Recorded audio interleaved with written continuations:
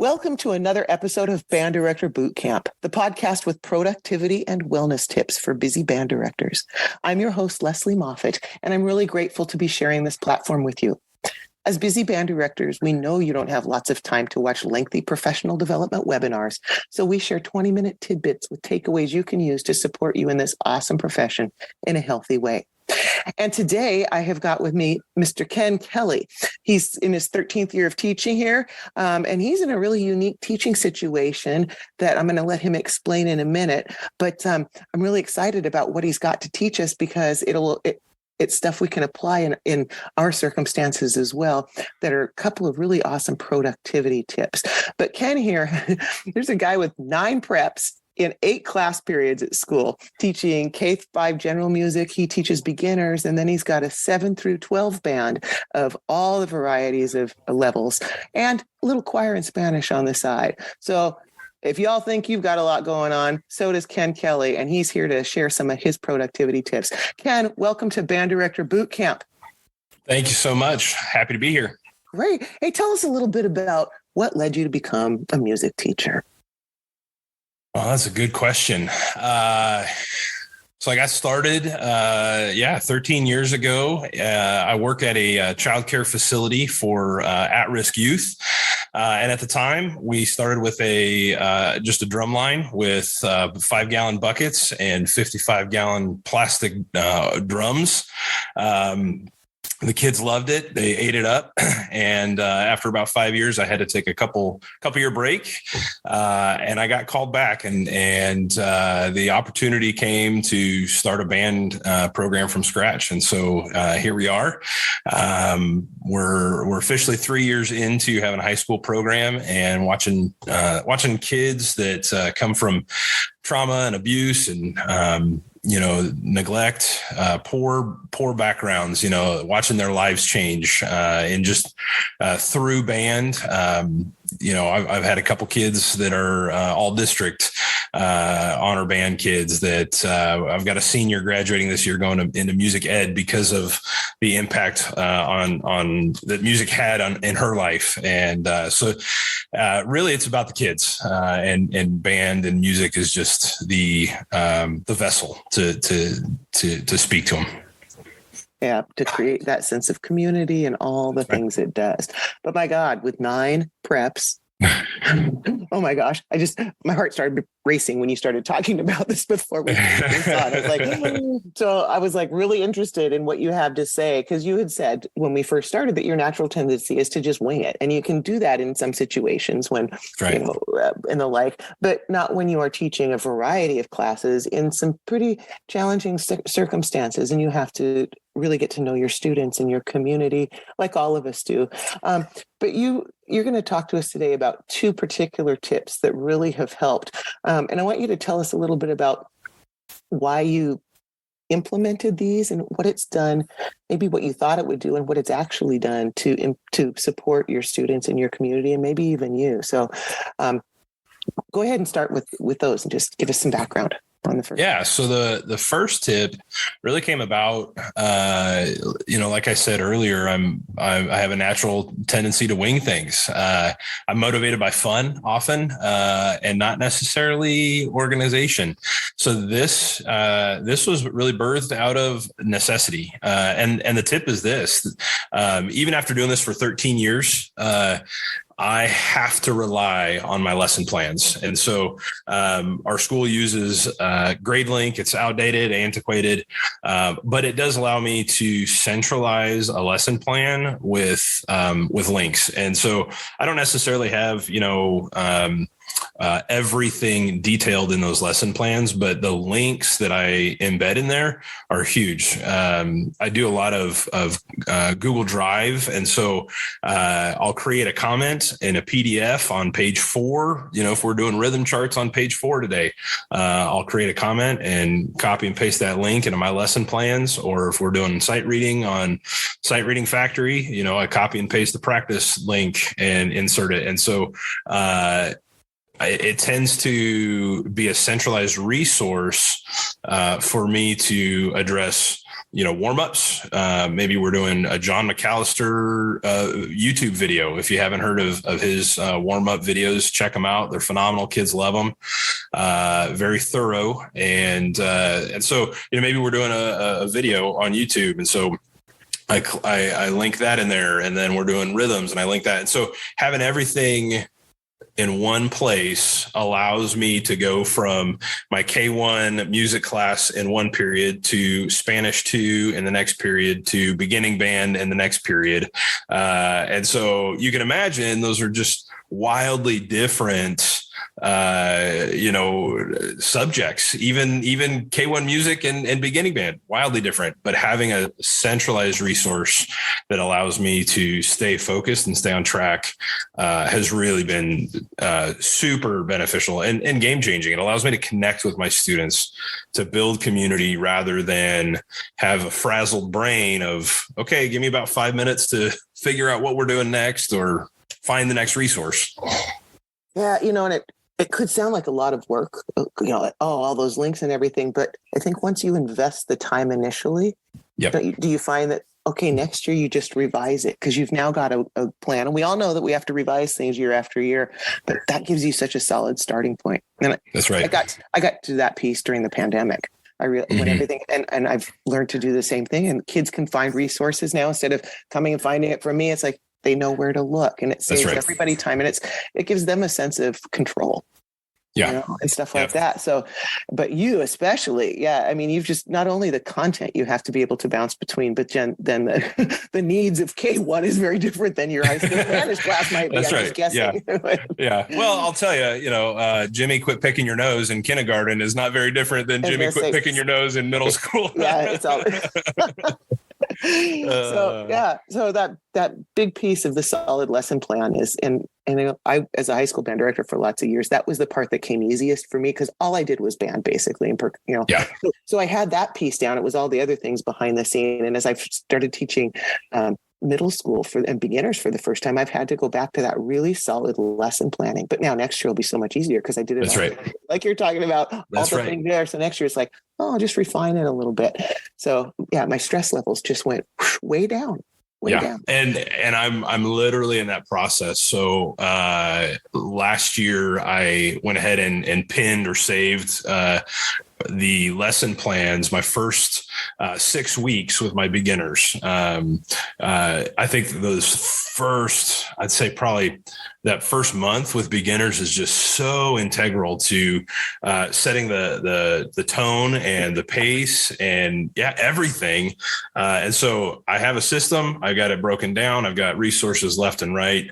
And all I did was I pinned those. I labeled day one, and then all I did was transfer it to this next school year. And so it's ready to go. It's just copy and paste kind of deal, and saved me tons of time. Yeah. And so going into a new school year, some folks might want to consider, what if I did that if I'm not already doing it, or how could they do it? Cool. And here's the benefit. It didn't just save me time so that I could go do more teacher things. It's literally been the difference of me being able to invest in my family during the summer months. Hold on. Repeat that, because so many of us are like, now I've got more time to organize another fundraiser. So say that again for those in the back. So for those in the back, putting these lesson plans together once, saving them and then, rinse, wash, repeat, adding them into the next year has given me more time in my schedule to not necessarily go and do more schoolwork, more teacher work, but to invest in my family at home. Man, because that's what, this whole podcast is about, productivity and wellness. These are so connected. Thank you for making that connection. Before we come back and talk about the second awesome tool that you're going to share with us, I just want to talk about how those of you who are listening to Band Director Bootcamp might be able to put some of these practices we've been talking about on the different episodes into practice in your own life. Welcome, Band Director Bootcamp listeners. If you're feeling a bit burnt out and are ready for support and accountability partners in your wellness and productivity, we have an amazing opportunity for you. Join our 90-day virtual boot camp, a community initiative designed for busy band directors like you who love their job but seek a more sustainable approach. We'll meet weekly, discuss your wellness goals, and develop strategies to help you achieve them. We'll tackle productivity hacks and fine-tune systems for the upcoming school year. With 35 years of experience, I've got some tricks and tips up my sleeve that I can't wait to share. So, as we move into a new season of our lives, if you want to feel empowered and supported by like-minded individuals, this is your chance. Reach out to me at banddirectorbootcamp.com or click on the link in our show notes to schedule a 15-minute call. Let's ensure this is the right fit for you, get you signed up, and embark on this wellness journey together. Because together, we rise. All right, we are back with Ken Kelly, who just gave us some pretty cool ideas and rationale behind the organization of lesson plans and the benefits to you personally and professionally. So I know you're waiting to hear his second one. He schooled me on this a little bit earlier before we chatted on this. So Ken, let's talk about the pass-off or ranking system that you are using and why. What situation are you in? You've started using it. Yeah, so I got to give credit where credit is due. I stole this system. Actually, I didn't. Eric Combs shared readily with me. He is the Illinois State Teacher of the Year within the last few years ago. He's a band director and he's doing phenomenal things in the band world. And I first found his system. We started talking and I said, I need to steal that. So the pass off or the rank system, I'll tell you why I started using it. And then I'll tell you what it is a little bit. And I started using it primarily because I needed a way to differentiate my instruction between, so I've got my 6th through 12th grade beginning band. It's open to anybody, 6th through 12th grade. And then our schedule only allows for a 7th through 12th grade varsity band is what we call it. And so I have second year players. And then eventually I will have up to 7th year players in the same band, and having to differentiate, I think as band directors, it's something that we naturally do, but in my given circumstance, I think is way harder to take a second year player and couple them with a 7th year player and address the needs of both. And so this pass off system has allowed me to definitely do that with the 6th, 7th, and 8th grade, first through 3rd year players. And then I developed essentially just copy and paste from Rubank for each of the individual instruments, the next 20 levels or however many units are in each of the Rubank books. And so that allows me to push to develop both my seniors that have been playing for a number of years and my second year players. And so this rank system, this pass off, the basis of it is that students on their own time practice specific exercises that you as the band director lay out, whether that's in your beginning band method. I choose to do, I think 5 or 6, 7, 8 different exercises out of the book. We use Habits. That's a phenomenal resource. I also include rhythm exercises, generally more advanced than what the playing exercises entail. I also have a sight reading portion that is less advanced than the playing exercises. And then I also have a solo for each rank. And so maybe it's just a quick solo out of the festival from KJOS, festival solos. And so the students are already planting seeds for solo ensemble work or all district auditions or whatever you want to call it. So all that to say, they go home, they practice each one of those things. I don't have access to Flipgrid or Google Classroom or those types of things, but I know a lot of teachers that use the pass-off system. That's how they do it. So they assign, these exercises, students on their own accord, go home, practice, and then submit their playing tests. And what this allows is the students that are motivated or are gifted, they can work their way through the pass off system as fast as they want, as long as they're playing it correctly, and you as the director are the one that decides that. You didn't quite nail the rhythms on this one. Go ahead and try it again, or excellent job. Cross that one off. We'll move to the next. And so it allows your gifted or motivated students to go home and do that.